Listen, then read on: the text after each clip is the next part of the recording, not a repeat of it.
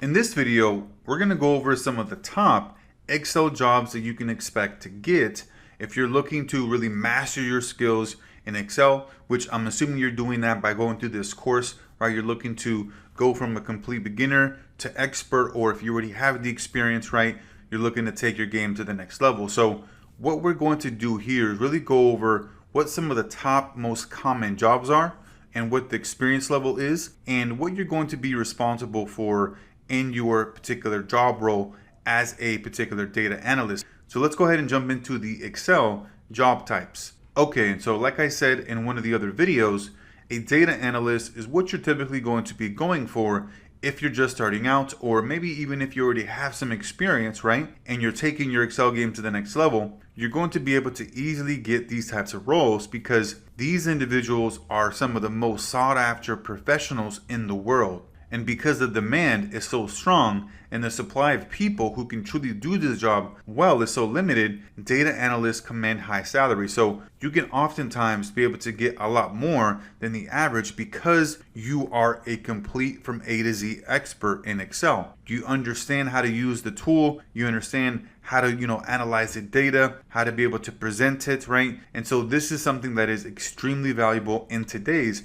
marketplace, and you're really just going to be working within data, obviously if you're a data analyst, and essentially they take data and probe it to spot trends, make forecasts, and extract information to help their employers make better informed business decisions.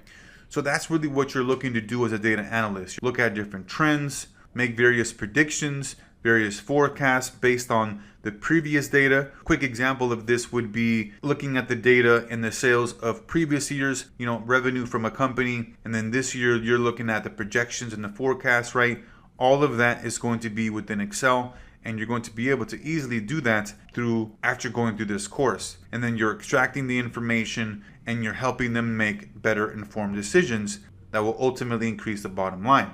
And so some of the lists of the common responsibilities here are going to be to interpret data and provide ongoing reports, develop and implement databases, collect and work with data analytics and other strategies that optimize statistical efficiency, quality, and then also identify, analyze, and interpret key trends or patterns in complex data sets, right? This is probably one of the most important things here, is being able to take all these different data sets, right, that you're getting from the company, from your employer, whatever that may be, and analyzing it and looking at different opportunities, right? Strengths, weaknesses, opportunities, threats. And so utilizing the SWOT analysis to be able to help you better understand and give recommendations to your organization, to your employer, right? To your client, whatever that may be. So some of the top actual positions here that you're going to see in the Excel field is the data analyst, financial analyst, business analyst. Typically the financial analysts actually are people that work either like on Wall Street or in private equity firms where they're just analyzing,